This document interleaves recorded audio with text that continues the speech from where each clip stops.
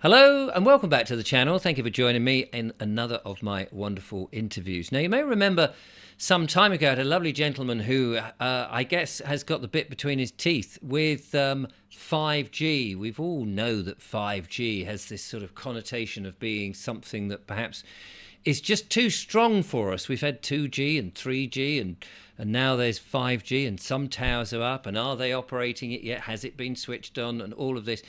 And we know that there is a whole load of people who are sort of going, not in my neighbourhood, thank you very much, because of various things. Well, Ian Jarvis is the gentleman that I've had on the show before, and I know he has been doing deep dives into the legitimacy of not only the 5G planning applications, but some of the companies behind it, who seem to be not quite what they seem. Ian, welcome back to the show. Thanks, Richard. Nice to see you again and to have the chance of chatting with you. Now, yeah, the 5G is something that has been. I mean, I noticed another tower going up, and you never quite know what the actual 5G unit looks like, because there's lots of these sort of little boxes on these Mm. big towers next to these big, well, other smaller boxes which are whizzing away doing stuff. And I noticed another one this morning as I was out on an errand. And I thought, bloody hell, is that, you're looking at it going, is that 5G? Is it? We'll just keep away from these things as much as possible. And is it non-ionizing radiation is the term that we want to be avoiding. That's right. That's the the strata between non-ionizing, as we call it, and ionizing is round about the ultraviolet level. So, and the claim that the what the scientists say is that non-ionizing radiation doesn't harm you because it doesn't have enough power to break molecules open. Right. And surely Now, that's now it's not quite true that it doesn't have any harm because of that. There are plenty and plenty of experiments that have demonstrated quite clearly that at very low levels, it can sometimes have a far more serious effect on the cells than than some of the higher levels, the higher frequencies. So, so it's Dr. Erica Mallory Blythe, I'm sorry, who's an ex-GP in this country, and she's now worked privately as both as an expert witness and also assisting in, people who are suffering from particular sensitivity. Um, we should remember that these people are not sick. They are actually just more sensitive than you and I. right. Um, that's really, that's their superpower, if you like, that they can detect these things. And I was talking with somebody the other day who said she can walk around a town and she knows when there's a must, and she can tell the difference between a Bluetooth radiation and something else radiation. So some people are extremely sensitive to it, and others less so. Um, you mentioned Eileen a moment ago before we came on air, and she's sensitive as well. So yeah, it is affecting people. It's definitely proven. Um, there have been there was a court case, a tribunal in Sussex, wasn't it? Just over a year ago, maybe 2 years ago now. Time flies so quickly, and Doesn't it? the judge in the tribunal accepted that a third one that she was at the time 13. Um, was genuinely sensitive and it was affecting her school life, and placed an order on the school and the council to provide a safe space for her. So it is being recognised And more. schools are places in which you find these 5G towers being placed into. Yeah, I find that quite disgusting, and even some planning inspectors have commented that the term has slowly been growing, sensitive receptor. Sensitive Sensitive rece- receptor, i.e., a person who is more sensitive to Right. to the to the radiation. Children, of course, are naturally more sensitive anyway. Yes. Even from the womb onwards, their bodies are smaller, their bones are thinner, Particularly their brains are more watery, more liquid, more fluid, and that's where the radiation can flow more easily. So yes, they are more sensitive, as are older people as well. So you in that middle range, you develop a slightly stronger resistance to it, or you can do anyway. But we're all sensitive to it. We're all exposed in the same way, though, Richard, and that's we need to remember that.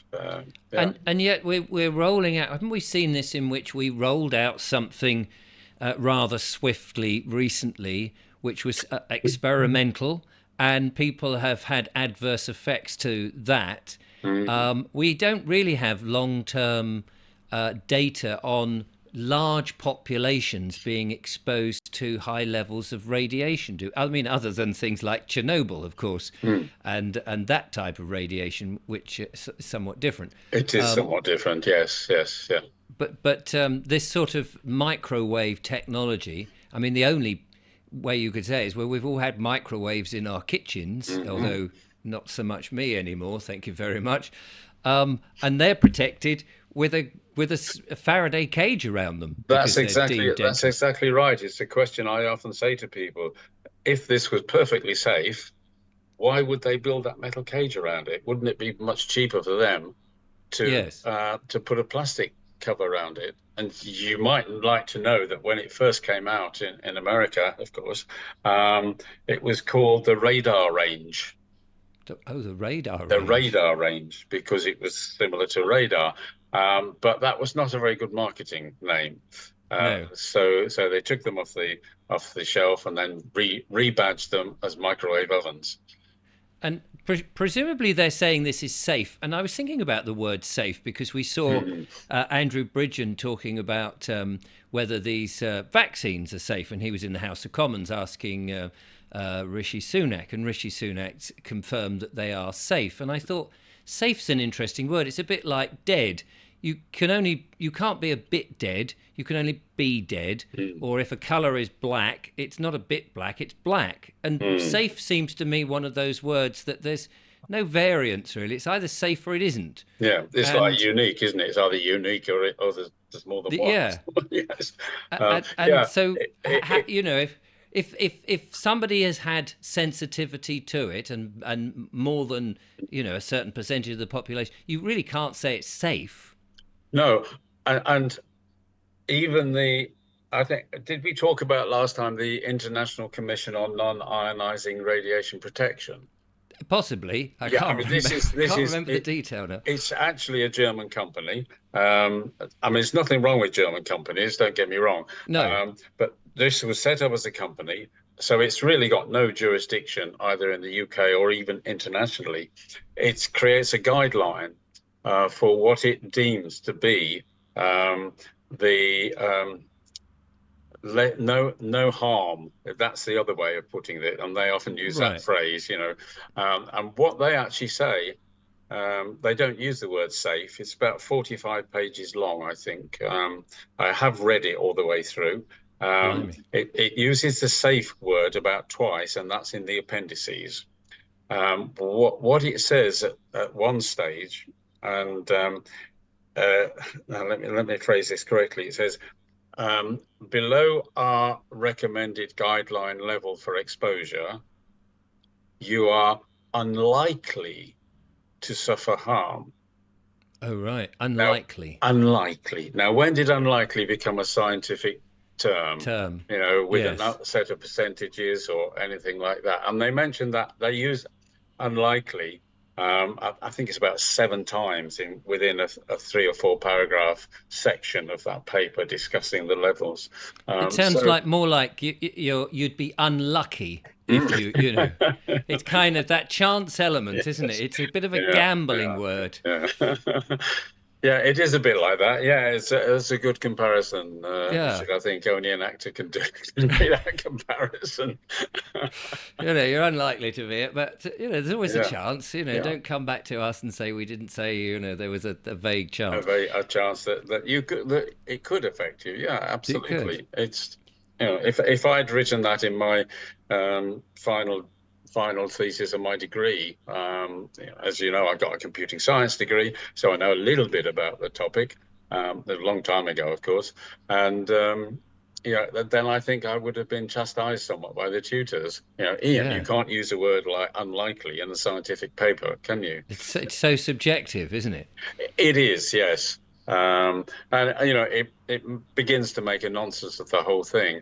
If you want to read real science, there's a paper by the ICBE, the International Commission on Biological Effects of EMFs, I think it is. It's a long title. I'll give you a link to it after we finish.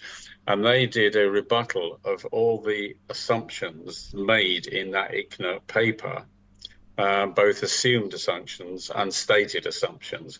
And it really is a super scientific paper. And it goes through the ICNIRP paper almost line by line and refers to scientific experiments and things that they've done. That is a scientific report. Whereas I'm not saying the ICNIRP report is rubbish. It's not. But its conclusions are, shall we say, doubtful Right. at the best. Yeah. But even if we take that as saying, well, okay, we'll take that at face value. You're unlikely to get harmed. This is a great technology. It's going to be really useful. You could do some amazing things. You would imagine that the companies that are going to install this and operate these sort of technologies would be quite happy to expose themselves to the rest of the world in case something went wrong, or in case there'd be no reason to hide who they are or actually not even exist. Which is an area that we're going to get into. I think yes. I think you're leading us to the nub of the question, aren't you? I am. And I did say, and what you've been doing, yeah, you've been digging really hard on this. Yeah. Well, last year, I can't remember exactly the date, but it's sort of middle of the year.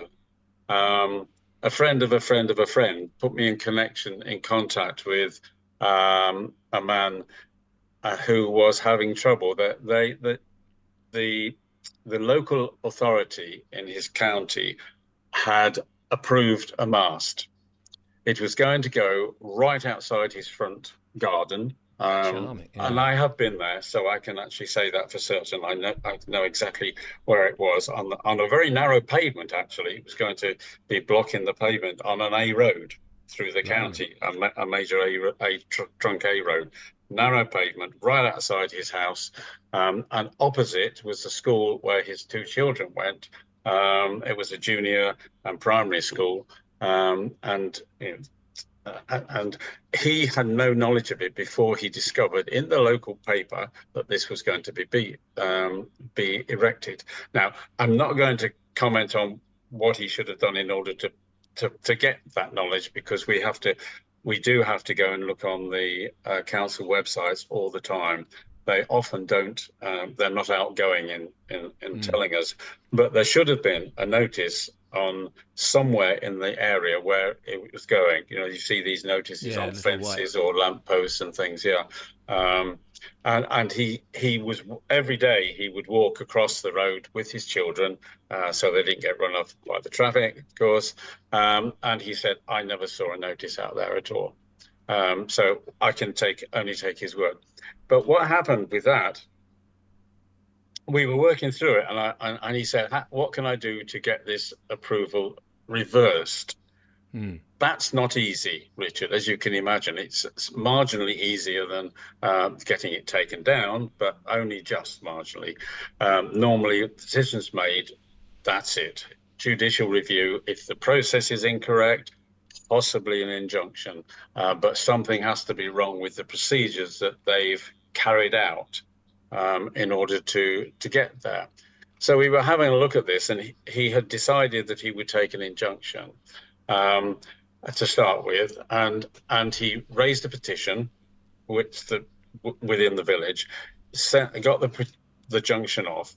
The injunction, you have to send an injunction to the organisation that you're going to take it out at the same time as going down to the High Court and saying, can I take out this injunction? He was refused a permission to take the injunction out. But when he got back, he found an email from the company that was involved in the application, which happened to be the group that we commonly call Three. That's not that I'm speaking non-legally now. The company you generally speaking known as Three. It's a group. The top level company is called Signal, spelled with a C instead of an S. And amongst the words in this email from them, it said, "Oh, and by the way, Three UK Limited," which was the name of the company that was I think the applicant and on the ICNIP certificate, doesn't exist.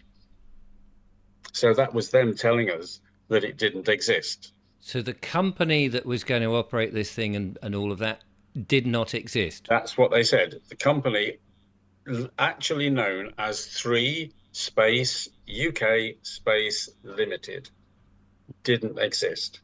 So then he had no problem, because how could they possibly erect a thing outside on a narrow bit of, I mean, a weird place to put it, outside a school? Yeah. And so he was going to take a judicial review, which of course is quite expensive. But what they decided to do, their local MP happened to be a man called Matt Warman. Now, some of the people watching this will recognize Matt Warman. He was the Minister for Digital Things when the 5G rollout started. But they managed to persuade him, with the help of a very good councillor locally, to come to a village meeting. And said councillor grilled him during that meeting. And I'll cut the story short a little bit, but what then happened, he said he would speak to the company, and a few days later, the CEO of the company, and Matt Warman announced it on his Facebook page, decided that they would not go ahead with that mask. So I find interesting is he spoke to a company that does not exist. Well, he spoke to the company that the real company that had put it in, but had used the name Three UK Limited within their application. Right, which is a very odd thing to do. Which is an odd thing to do, absolutely. The upshot was that they, I say, Matt Warman, we called him Magic Hands Matt now, because nobody else could have got that mask taken down or prevented, other than through a judicial review or an injunction, or some legal process whatsoever. And that would have taken months and cost a lot.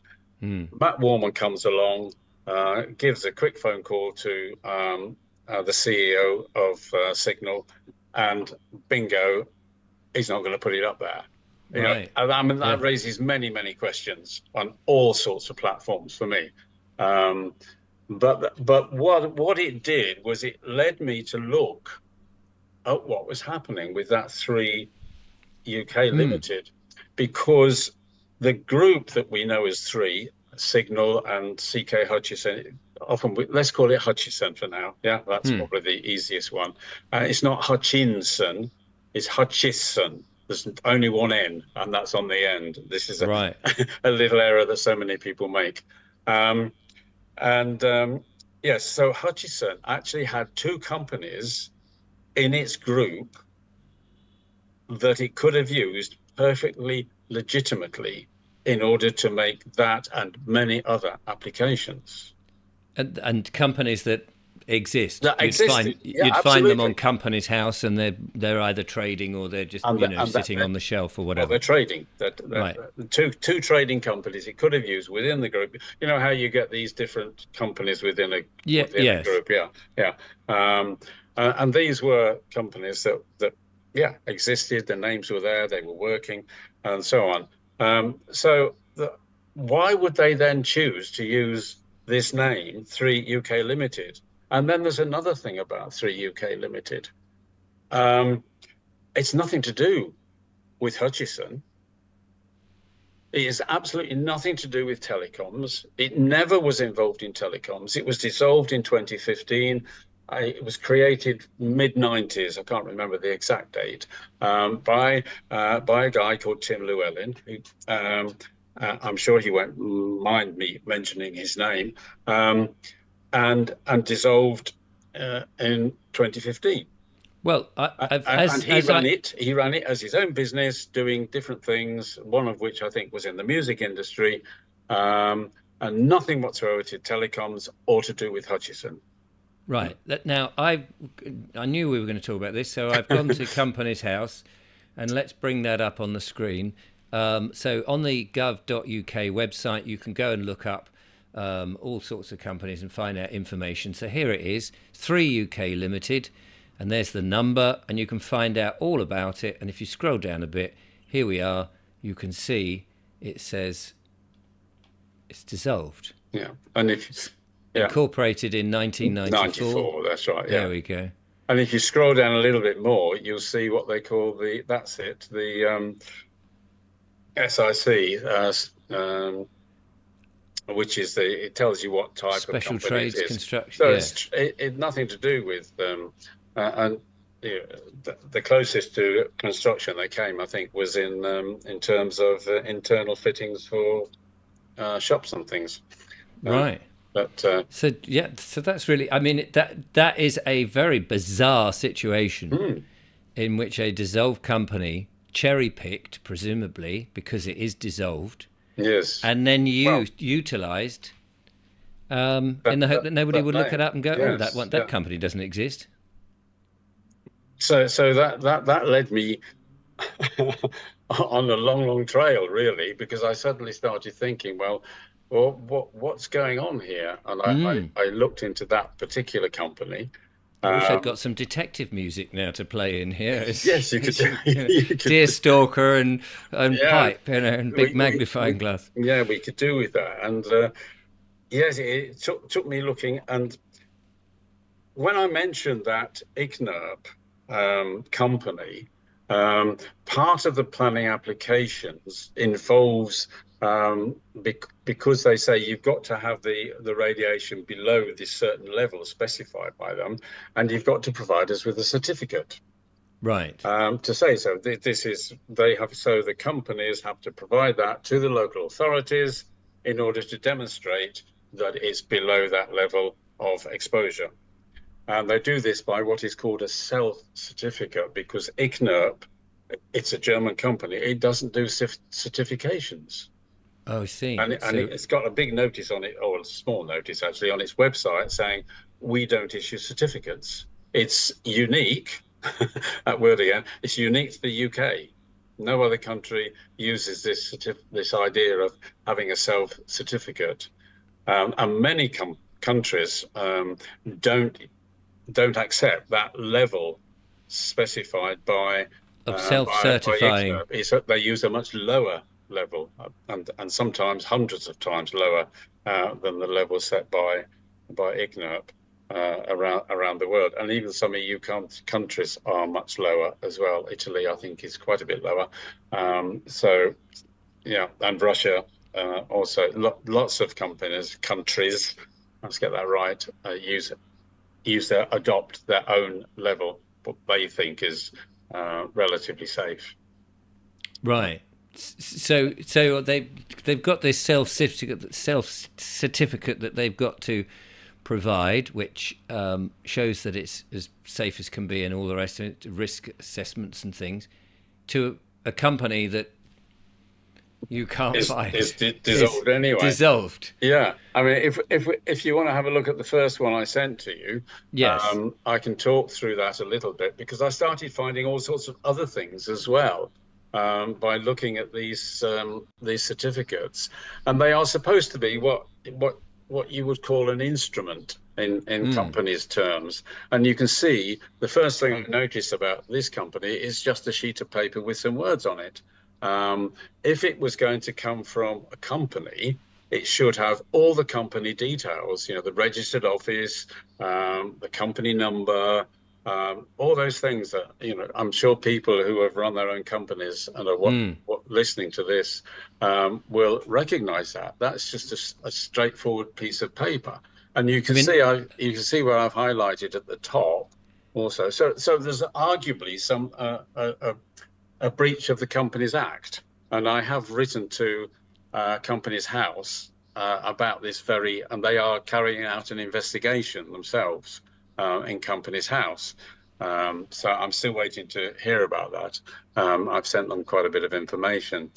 But you see, I've highlighted 3UK in this particular one, and to show that that's the company. It says 3UK Limited. If you skip down to the next paragraph, with your eyes, it says declares that. So it's quite clear that 3UK Limited is declaring, or the declarant, as I say.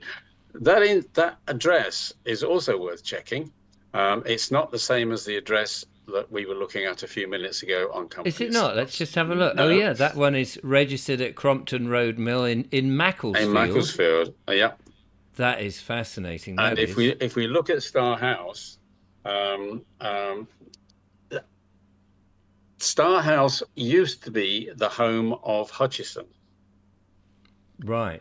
Hutchison announced in, I think it was November 2020, that it was leaving Star House, and it actually left Star House round about sometime in 2021 was probably when the last desk was carried out. It is now Tempo. The building is now called Tempo, and it's undergoing, well, I don't know if it's still undergoing it, but it was undergoing a 40 million upgrade courtesy of Legal and General, who were going to use it. And if you scroll down a little bit, you'll see what was I thinking about then? Yeah, no, it doesn't. No, forget that bit. Okay. But yeah, as you can see, that so that address, both the name doesn't exist, the address arguably doesn't exist anymore. And the date there is 2023. That was what I was going down for. You see the date there? So, it was a long time after even Hutchison left Star House. And the fact that 3UK Limited, that legal entity, has never, ever been in Star House is a fairly significant... I've just found Star House you found it, on Google Maps. It might still be listed there as a Star House, but there was a newspaper article in the local press in Maidenhead, and as well as a formal announcement, of course, in the appropriate gazette. You've got Grenfell. I can't remember. Was it Grenfell Place or Grenfell? Yes, I think Grenfell Place. Yeah. There it is. So fascinating. Yeah. And that's it. I'll just quickly go on the street there and get the street view, and we'll see. Oh, Tempo. There it is. There you go. There Tempo. it is. Exactly what I saw. That's really great. I was wondering if somebody might have a photograph of it, but you're even more up to date than I am. Yeah. So I'm just relying on Google there. And you see, it says Legal and General. And Legal and General. Yeah. So that was Star House. Gosh. So clearly there's nobody there, and they've not updated anything to say, 3's moved to here or any of that nonsense. Or not on the IGNOT forms. I mean, and they are still using it. They're still using that address, as Star House. Well, I'm blown. And 3UK. So why would they do that? Now, interestingly enough, you'll notice also that the person who's actually signed it, Mr. Sumner, works for a company called Great British Communications Limited. We'll come a little bit more to that later. That's actually got another name now. On the 9th of January this year, it changed its name to something else. So, I mean, there's nothing strictly speaking wrong with that. No, it's legal, but and you'll notice if you scroll right down to the bottom of the page, you'll see that it doesn't have all the regulatory details about the company, which it should have at the bottom. Oh yes, I can't bring the last bit. You're used to seeing that, I'm sure, on letters and things that you've had. So I mean, and this one is a relatively straightforward one. If you want to go and have a look at the next one we look at, just to see, you can see that's a very, very different. And one of the reasons for bringing this up is in Bedford, quite recently, the applicant was 3 UK Limited, and this ICNIRP certificate was done on ICNIRP was 3 UK Limited. A friend of mine wrote and had a reply from Hutchison, which said, "Our use of the name 3 UK Limited was just an innocent error. Any reasonable person can see that it should have been Hutchison 3G UK Limited." Okay, and the 3G in that particular name is a number 3. Now you'll see they've got a different address. I was just looking at that. Yeah. I saw you. I saw your. Well, I was curious then to sort of go and whack that in and see where that turns out. It's not. Well, that is one of the head offices of Signal in Reading. Ah, right. Yeah, I can tell you that it's a legitimate address for the 3 company, and they've called it 3 UK limit there. But 3 UK is not the same as 3 UK Limited, right? And you can't use. They usually use I'm not quite sure what their trading name is, but you cannot use Limited in a trading name. Ah, right. Okay. It's the Companies Act. I guess it's this place here. Yeah. So this is where the mobile phone. Yes. And completely unrelated, different company altogether. Yeah, it's part of the Signal group. So you see, but the fact is, in legal terms, it's different. 3 UK Limited does not exist at that address either. It's even though the address is legitimate in and of itself. Yes. And again, it's still the same company. If you scroll down a little bit, and the other thing about this one, that innocent error thing that we were told, this is quite clearly done from a database. Can you go back up to the top again? Yes, of course. Yeah, you see on the right hand side of that box, there's a downward arrow. Yeah. And on the left it says select. Now that shows me as an ex-IT person that there is a database behind this form. Which you would have had a drop down. Somebody just did the drop down list and selected that. So that cannot be an error, innocent or otherwise. Yeah, because it's not typed in. No, it's not typed in. The words saying Rocky Lane and Fox Hill down below will have been typed in. Yes. Different font, different type of field. Again, that's completely different. And then if you scroll down just a fraction more, you'll see Mr. Ferguson. Now, you could ask the question whether we should be having a trainee design technician certifying these things nominally. Yeah. But we'll let that pass. But this says GBC is the company. Now, I had a look. GBC, could that be Great British Communications?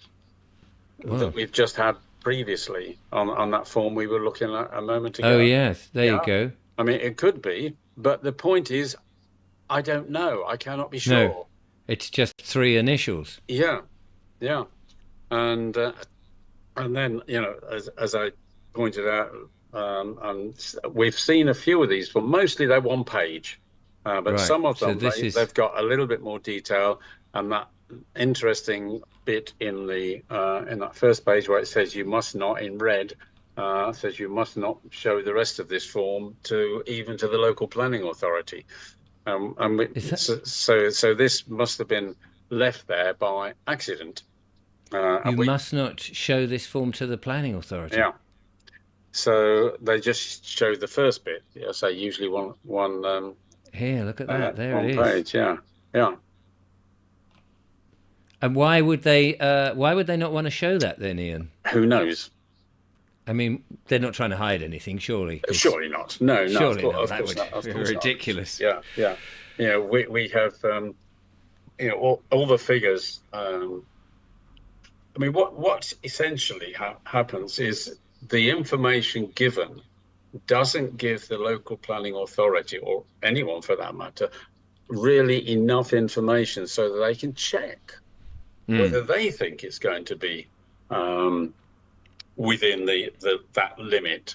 And I've even seen planning inspectors refusing an appeal, partly on the grounds that, well, I can't tell whether this is going to be within the limit by the information I've got with the application. So they do treat it as quite a serious matter, that you've got to have this. And there's a document in planning. I've learned a lot about planning in 3 years. I bet you have.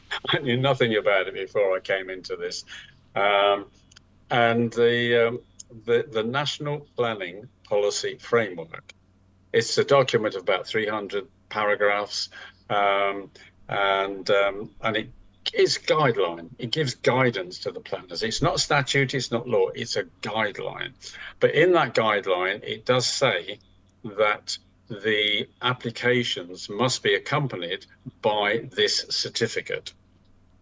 And the way that the planners view this is that if it is there, then we don't have to consider anything about health. We don't have to do a risk analysis in any way. So in effect, it is treated extremely seriously. Yes. And if it's being filled in by mysterious, non-existent, dissolved companies at strange addresses which no longer bear any relation to it. Yeah, I mean, trainee design technicians, he may be a brilliant designer, but nonetheless, it says trainee designer. It's not like you're doing this to sort of install, say, I don't know. Well, I was trying to think of something that would be fairly harmless, like a chocolate teapot somewhere, where the certificate says, oh yes, it won't melt under 100 degrees. But this is serious business. It is. Yeah. It's radiating people's skulls, and we're still debating. I mean, people are sensitive to it, and some people I just don't want it. And yet I think that's right, Richard. And it doesn't matter which side of the fence you're on. If you think it's the best thing since sliced bread, and there's no way, it's a really stupid thing that anybody could even think that it's going to harm you. Yeah. Even if you think of that, you want it stamped, don't you? You can see that there's a seriousness in this, and that we should, at the very least, be treating it as, it is a construction. And bearing in mind that once all this is in, there'll be no place in the country, in the world, ultimately, where you can be free of it. So what if it is dangerous, even only just a bit dangerous? Yes, and how do you follow up and go, well, I'd like to talk to the director, the CEO of 3 Limited, 3 UK Limited. Oh, he doesn't exist. Well, why doesn't he? Well, he's a dissolved company. It's like, hang on a minute, my son just died. Yeah. Well, as a friend of mine said, it is a bit like, if I gave we've written to LPAs, and they say, oh, it doesn't really matter. But if I was to get a dead electrician to certify my electrical, I have some changes done on my house, I'm going to give you, and then they found out that you dug him up. What would they do? Do you think they'd say, oh, that's all right, Ian, that's okay, we don't mind that? We don't mind. Dig him up, put him in a chair. There we are. That's the bloke. Plug him in. See if he comes back to life. Yeah. Of course, I know. I mean, it is a ridiculous situation. You've got more examples. I've got a couple more. Yeah. The third one is again 3, and I wanted to show this just so that you can see that the form itself is completely different. And this is going to confuse the poor planners in the companies, in the councils as well. Again, it's gone back to the Star House address. It's clearly selected from a drop-down list. You can see that it's a form. And the only real thing to see in this one is a little bit down. It's got GBC again. And I noticed in this one that it said GBC services, because I'd actually had a quick look. When I saw GBC, I went searching on Companies House, as you can imagine now I would. And I couldn't find anything specifically on that. But I did find GBC services. Now, this guy's email address is GBC, which suggests that he thinks that he works for that company. But that company, according to Companies House, was dissolved, I think, in 2010. Oops. I didn't mean to send him an email. Whoa. Now you're going to go on to Company's House again, aren't you, Richard? You So get very fun. gbservices.co.uk. So is Yeah, that just GB Services that's Limited or just GB yeah. Services? Well, I put in there is a GB Services Limited. Well, there was anyway. Yeah. So I went on to Company's House, put in GB Services, and got you often get a long list of companies with similar names, of course. Um, and I'm Yeah, just so you just looking to see where. Oh, here it is. So yeah, we could put it that you in could search put for in GB. company. Yeah, you could put in GB. GBC services or space services. Yeah, yeah, GBC Services Limited dissolved in 2010. Yes, I was right. Yeah, That's it in the West yeah, Midlands. and That that's the one. only one that's come up. The next name is something completely different, or used to be GBC There's one Services. here Yeah, that yeah, is all together, but then uh, yeah. that's in But Leeds. when it's legal stuff, you have to be really Yes, precise. exactly. I've got a letter from a company that was commenting on one of the planning applications, and they said, well, this form has got Signal Infrastructure Limited UK, and they said, well, the actual company name, we can guess that company exactly like that doesn't exist, but we can impute, if you like, or imply that it was meant to be Signal Infrastructure UK Limited, which is the correct name. But Right. nonetheless, if you use the wrong name on a legal in a court case, if I try to take even with a misspelling Yes. um, to court, they just say, well, it's not the same company. It's not the same. No, Oh, exactly. I have the same issue with blooming enforcement agents who are trying to get my van, but they've got the spelling wrong, right. so Yeah, they can't really do it. But they anyway, can't really do it. So that's. But I mean, I do want to make the point that I think it is not just three, right. because somebody who I've been working with recently has got this letter from um, the planning inspectorate, which you accidentally showed a minute or two ago. I mean, we can go on to that before we go to the last document and look at some a different company as well. Um, Is this one yeah, here? that one. Yeah, Oh, let's get it on the full page. yeah. This Okay. is so. This just came in quite recently, This came in just, on Valentine's Day, actually, right. and the Valentine's Day And reveal. this is quite damning.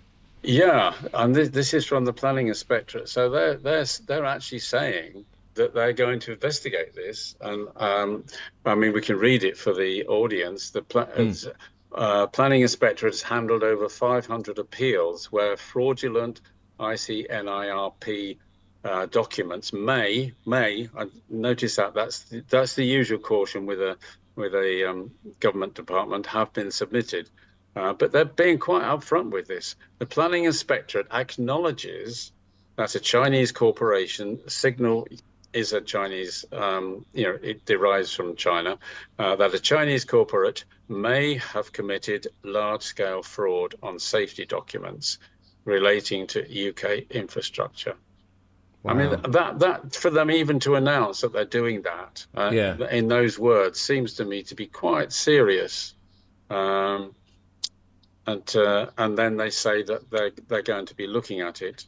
I am going to respond to this one. This it wasn't to me. This is why I've redacted out the names for Yeah. courtesy, um, and and he passed it over to me on Wednesday morning, and because 500 appeals. yeah, and that's just the appeal. So that that they're and a lot of them are just approved anyway. So how many that is in the entire country, I don't know, but it's thousands. We're looking.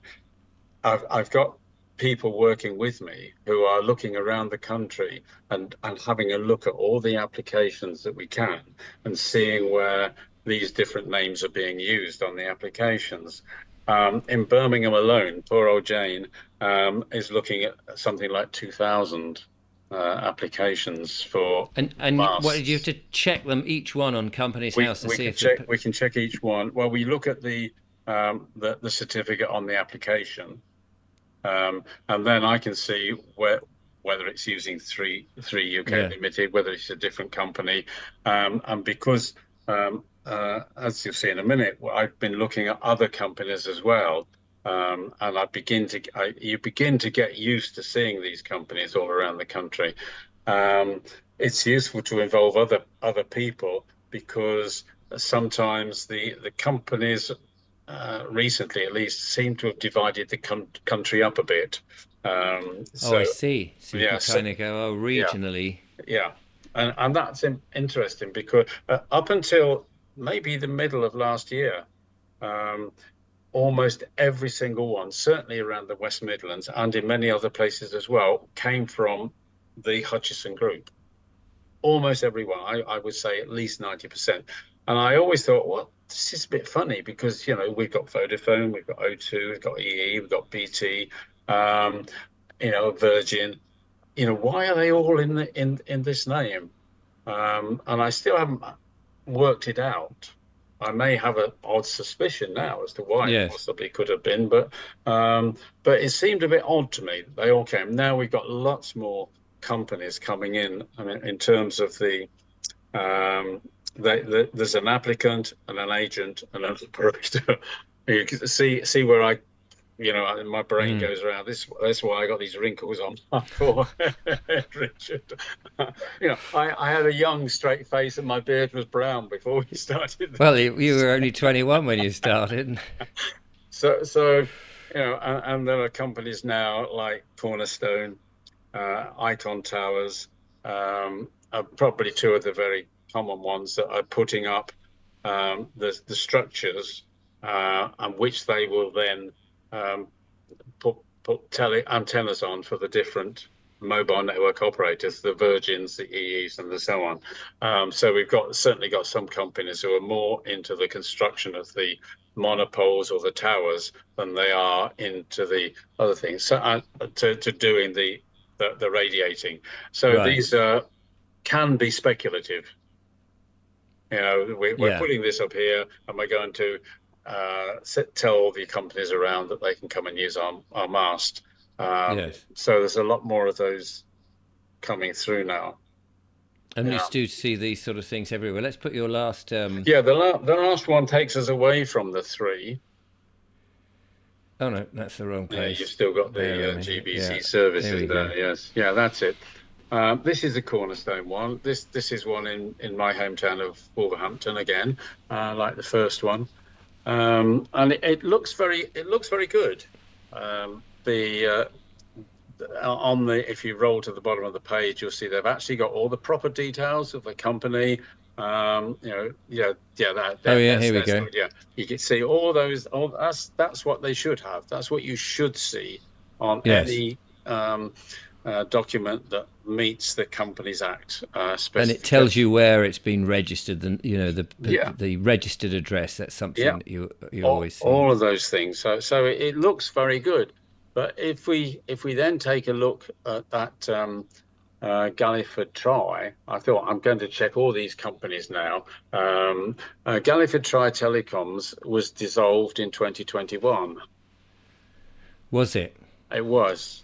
Did I I can't. think I may have even got that one on the Companies House. I can't remember now. Here we Did you go. look? Did you look at it? Yeah.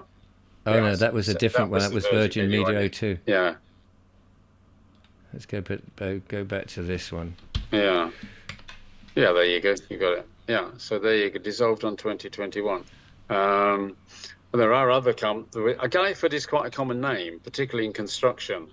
Mm. It's so you're going to have loads and loads of Gallifords. But Glyford yeah, Telecoms. I mean, that's it. but that precise one, and also when you look at them, they've always got that SIC industrial code, um, which tells you what they were doing, whether they were in telecoms or not. And this one does say telecoms. So it was obviously involved in telecoms, which is good. But we see there, it was dissolved in 2021, and that address is different from the address that was on the form. Not that Oh, that right. matters. Again, you can have a head, you can have a register office somewhere and a business office somewhere else, and lots of companies do. So in itself, Yes. that's not an issue. No. But Always if curious to have a look there. yeah, oh, you wanted to have a look at that one? Yeah, Just a quick I one. must admit I've not done that in. Uh, Because if it went to a garden shed somewhere, it would be very peculiar. This is, I see. That's what you're trying to find. That does look a bit well, like a garden shed, doesn't it looks like it does, doesn't it? If that is it, if that's what it's saying it is, Yeah, it must be this one further along, I'm guessing. possibly. I don't know. No. I've not looked at the. It That could. looks a bit more like a telecoms company than the previous one. Yeah. But anyway, Anyway, it's not. I mean, the point is, it's not. Um, uh, yeah, but yes, it could be Crab Lane, Fernhead, Warrington. Yeah, mm. we haven't got the. So it could be that. But the But guy it's that tried dissolved. It's telecoms just is no longer dissolved. there. Yeah, and if you roll down a little bit, you notice in that bold bit at the top there, it says clarification, and it says VMO2 in the middle there of the Oh middle yes, here line. it Yeah. is.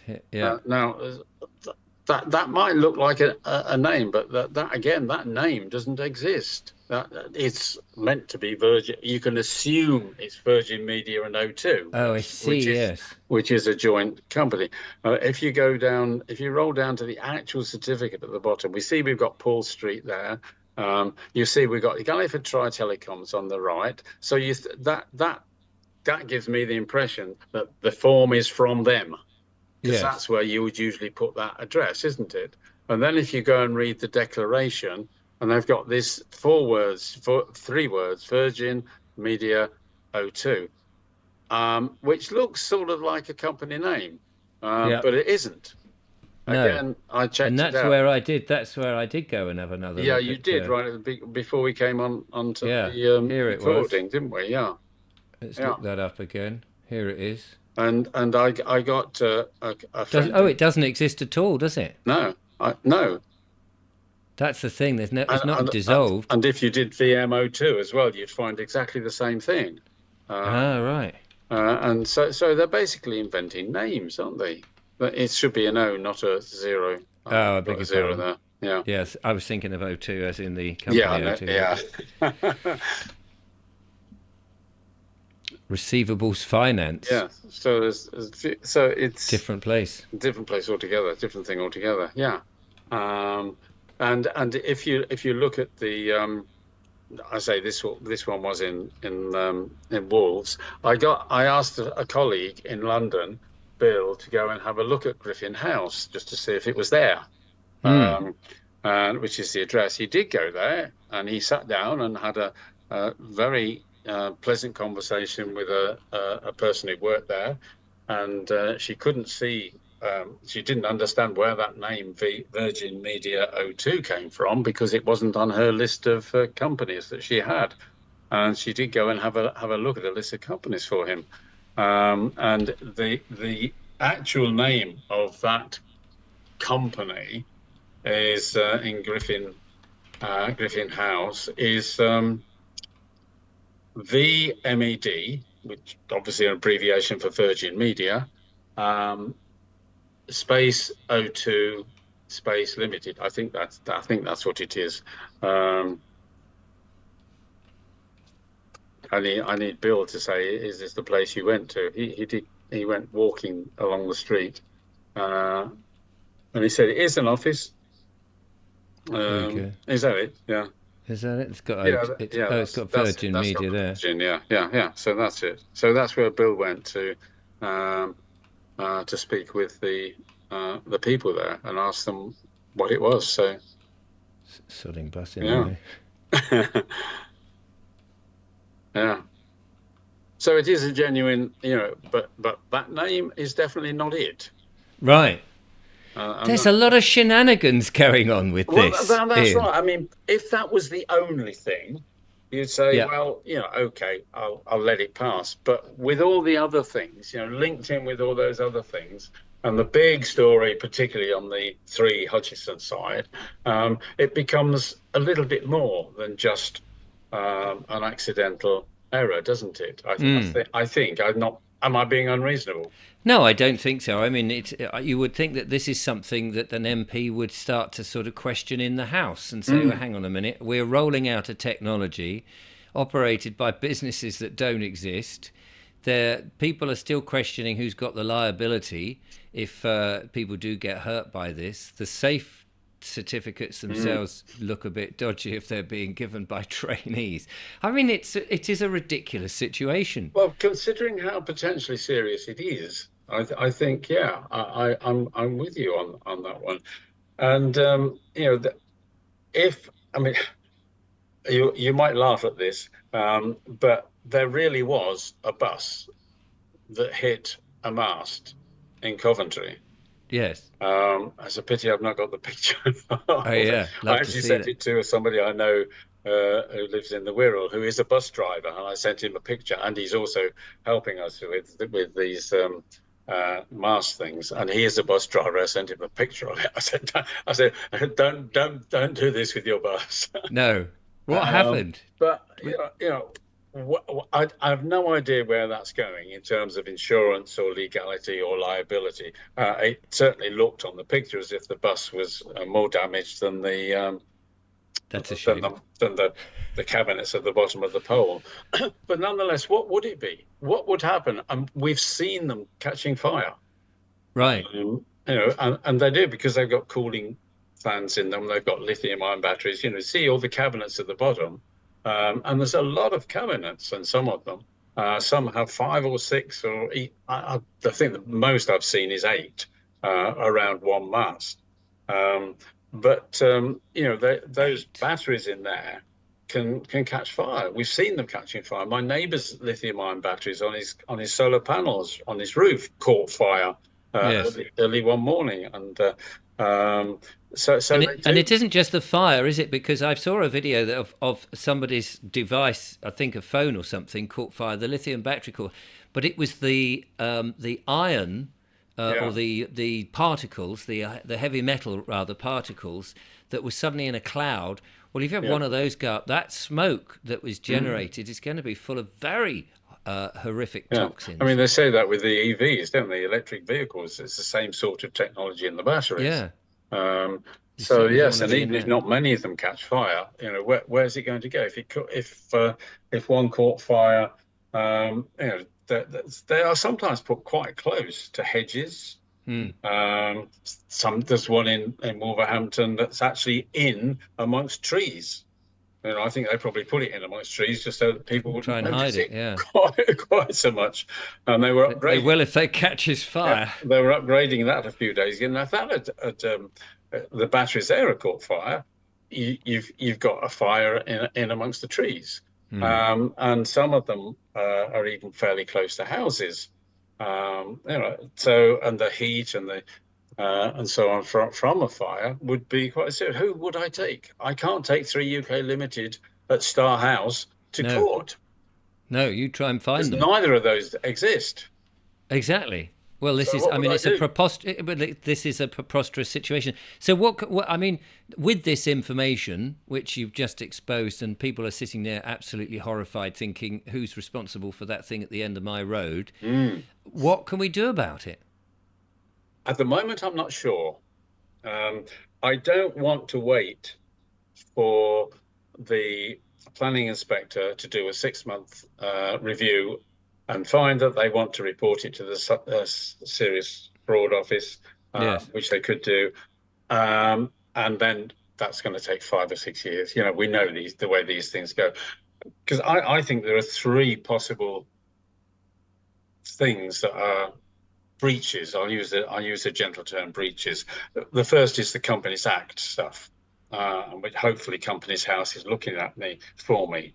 Because so many of them don't have those details of their company on the the documents or the letters and the forms and so on, the instruments, as I think legalese would call it. The second one, is it forgery?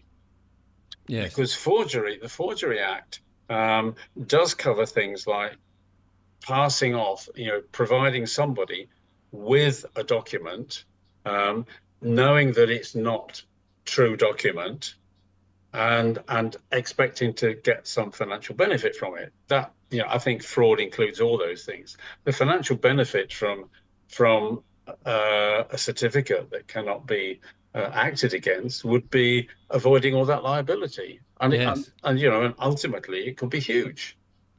We've no idea, but it could, amount to millions, really. Absolutely. For all sorts of reasons. I mean, if it were proven, and I say this cautiously for the skeptics who are going to be watching this after we finish, if it could be proven that it is causing harm to people, and somebody, well, like the girl in Sussex, for example, and it was ordered that the company had to take care of that person for the rest of their life. That's for, and if that involves, even a few hundred people, so there's a definite financial advantage to do that. Yes, Um, if you're not going to and I be think, liable for it. yeah, and the third one is the fraud, which we've discussed several times. It's fraud activity. So I think those are three possibilities. And again, because I'm going to be public on this, I'm definitely going to say it's possibilities using the word may. Um, May. that So, so Ian, in the old days, something like this could be, quite happily exposed on something like Panorama, and would make a very, big something that's being rolled out across nationwide, in fact, across the world, this technology with all mm, these slightly dubious problems.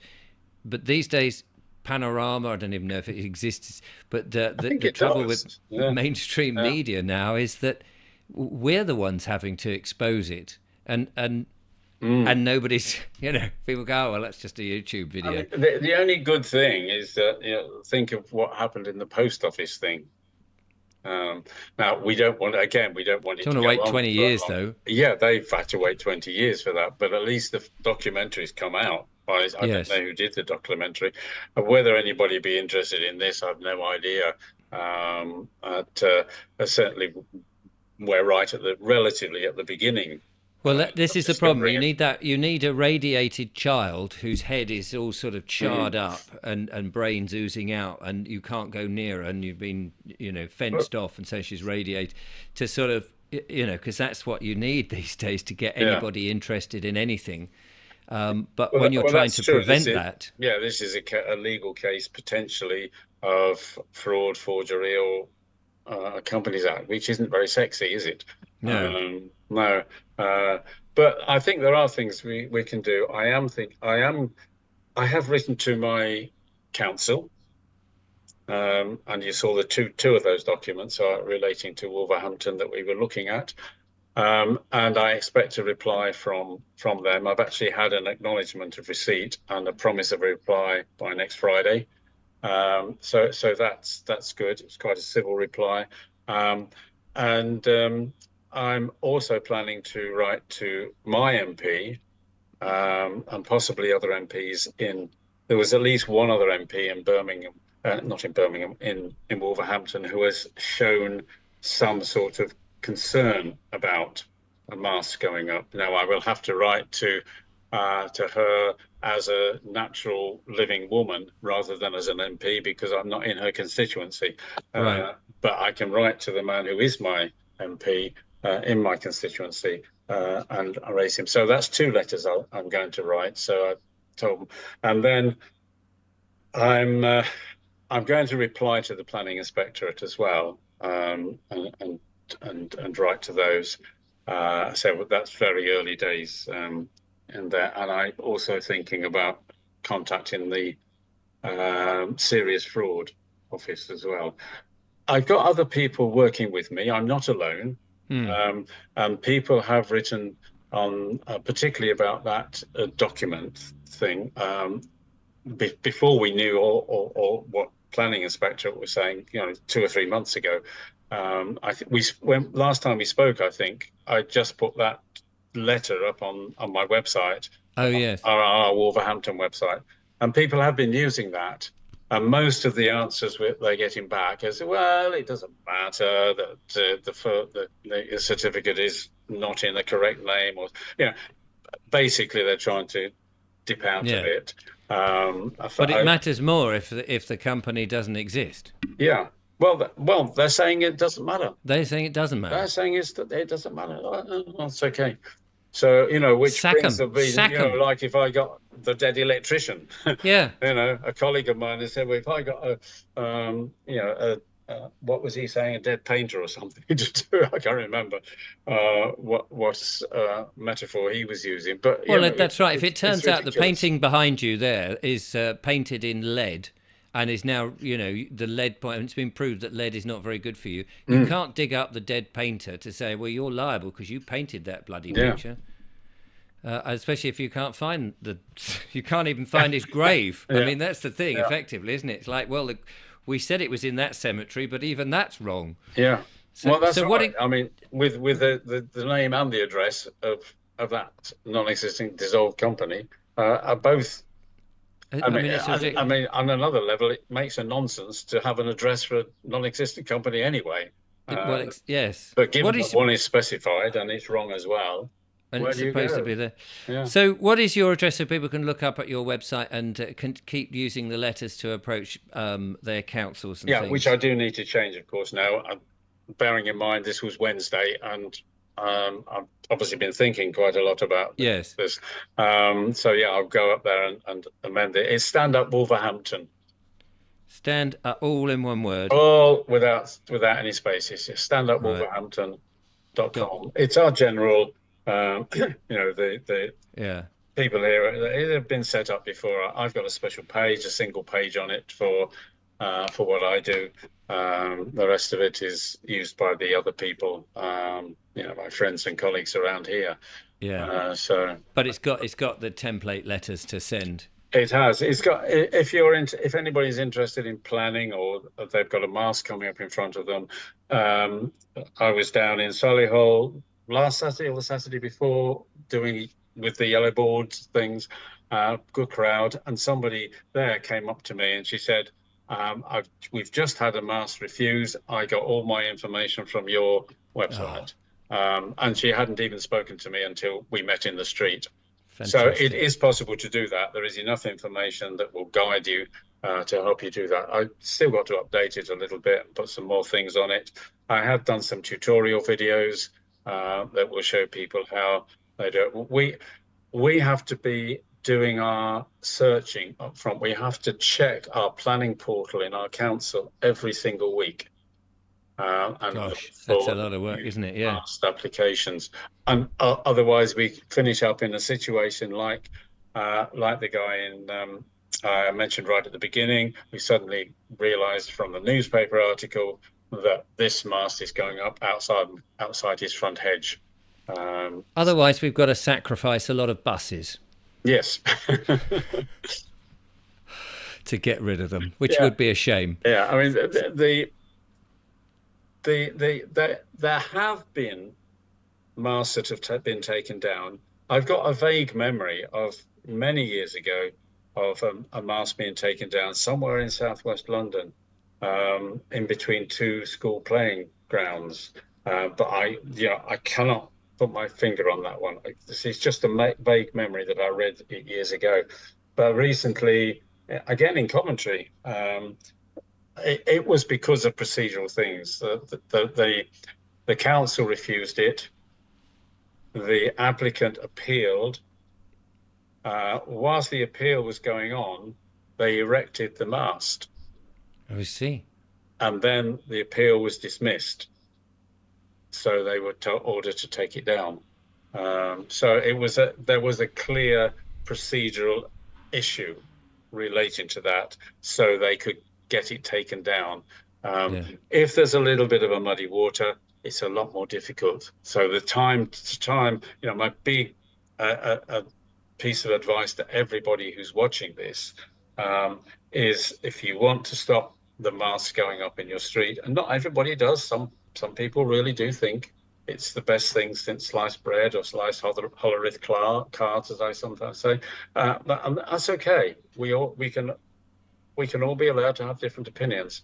But if you do want to, then the thing to do is have a quick look at my website, or our website, I should say, um, and um, start looking at your planning portal on your council website every single week, and then you'll find out when the new ones are coming. That's the time to attack them, to look at them and say, yeah, this is next to the school, this is next to a Yeah.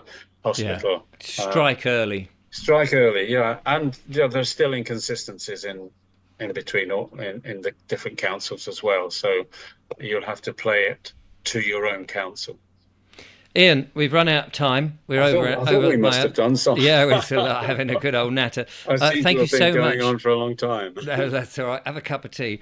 I shall do, yeah.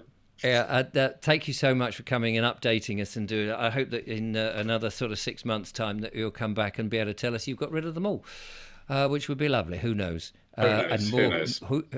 We'll find out what's happening on the shenanigans of these magical companies that pop up and disappear. Well, if I get anything definite happening, I will let you know, Richard. And we may well bump into each other on the way round as we have done in the past. I'm sure we will. Well, there we are, ladies and gentlemen. The wonderful Ian Jarvis. Do check out standupwolverhampton.com. I'll be back with more monologues and wonderful interviews. Until then, from Ian and I, thank you for bearing with us. Till next time, goodbye.